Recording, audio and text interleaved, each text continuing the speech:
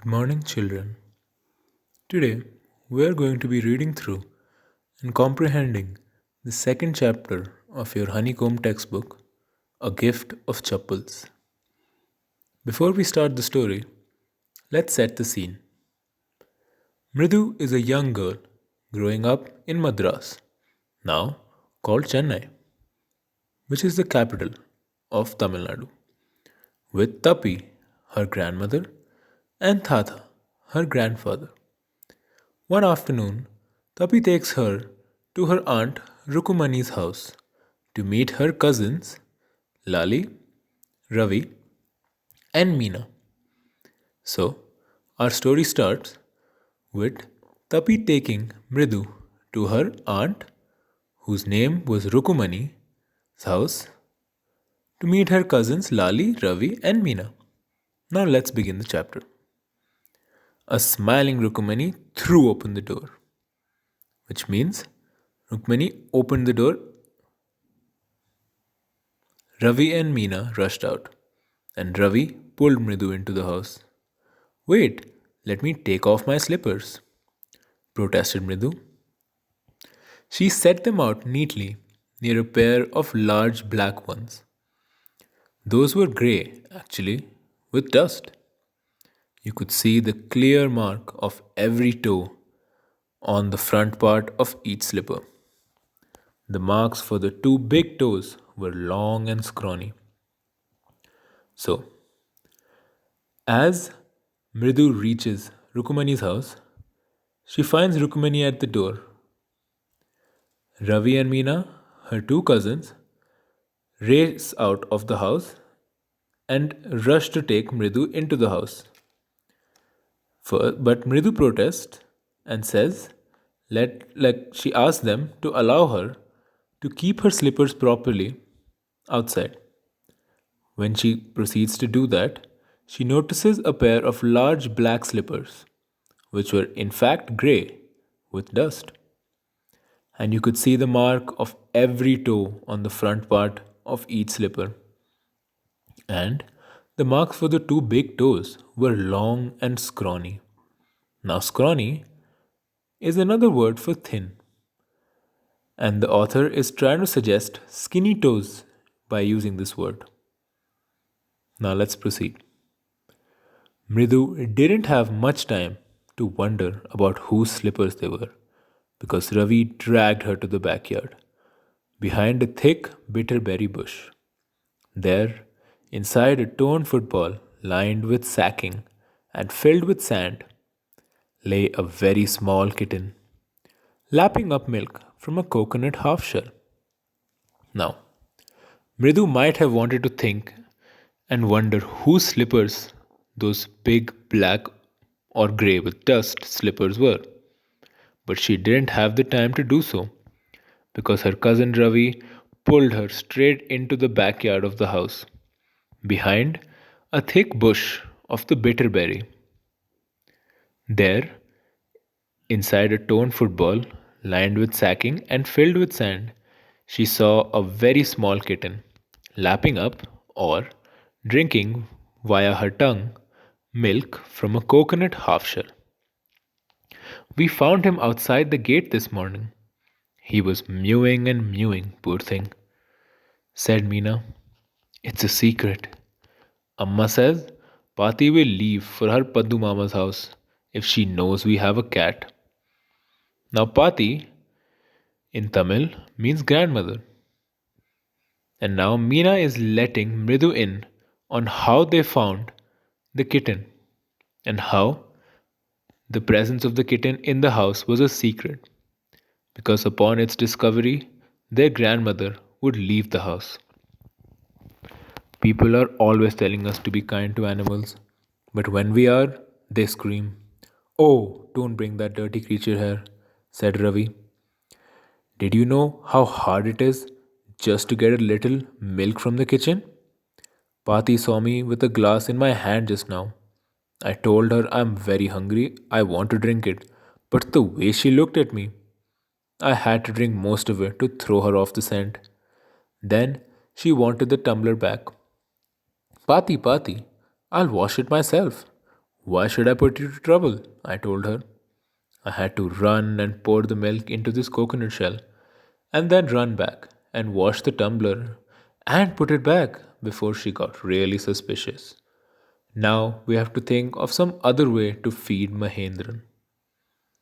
Now, Ravi is, well, he's explaining to Mridu his thoughts on how people are always telling him or telling them that they should be kind to animals. But when they actually are, or when they try to be, like by keeping this helpless kitten inside their house, the people who preach to them that they should be kind to animals are the ones who tell them to keep the animals away from them. And then, since they're trying to keep the cat a secret, Ravi has to sneak around the house and feed the cat. And here he tells Mridu about an instance of where he was trying to take a glass of milk for the cat, but he had to cook up a different story to throw his grandmother off the scent, which means mislead her so that she won't understand the real purpose of his actions, just so that he could feed the cat. Let's continue. Mahendran? This little kitty's name is Mahendran? Mridu was impressed. It was a real name, not just a cute kitty cat name. Actually, his full name is Mahendra Verma Pallava Punai. MP Punai for short, if you like. He's a fine breed of cat.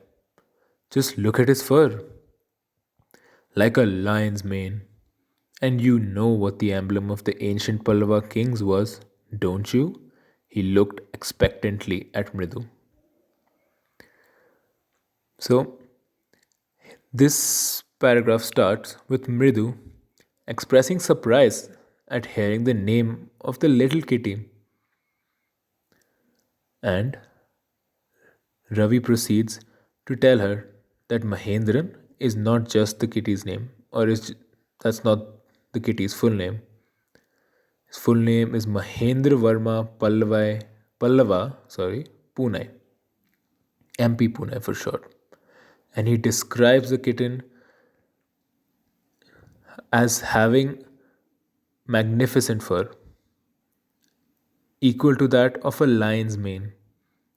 A lion's mane is the hair around the lion's head, if you have ever seen a lion. Mridu giggled. Think I'm joking? Well, just wait. I'll show you sometime. It's clear you don't know a thing about history. Haven't been to Mahabalipuram, have you? He said mysteriously. Mahabalipuram is a place in Tamil Nadu. Well, when our class went to Mahabalipuram, I saw a statue of his thathas, etc., etc. Fact is, Mahendran here is descended from that very same ancient cat, a close relative, scientifically speaking, of none other than the lion, the Pallava lion, emblem of the Pallava dynasty. Ravi went on, walking around the bitterberry bush, waving a twig up and down, his eyes sparkling. This cat is a descendant of none other than the Mahabalipuram Rishi cat. And if I may just remind you, they worshipped cats in ancient Egypt.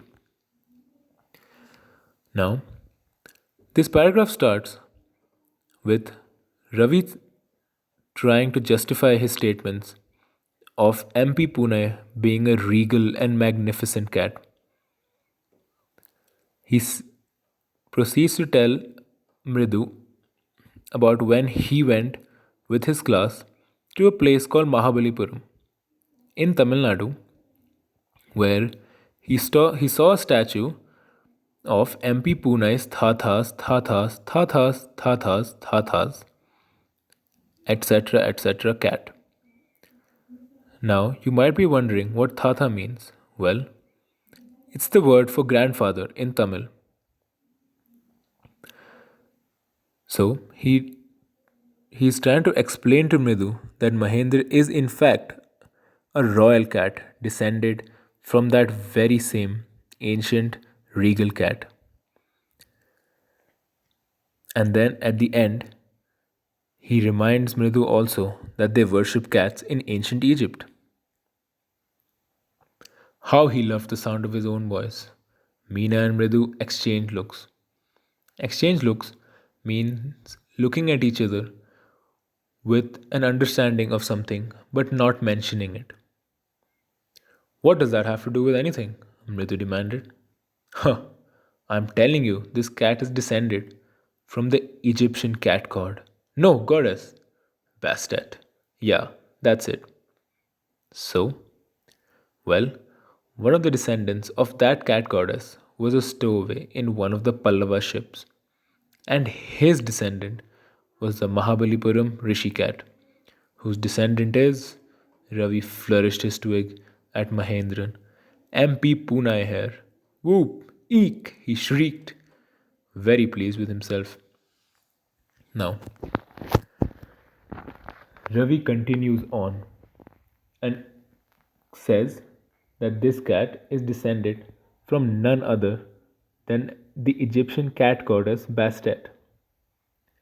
And he tries to justify his statement by saying that one of the descendants of Bastet was a stowaway in one of the Pallava ships. Now, you might be wondering what a stowaway is.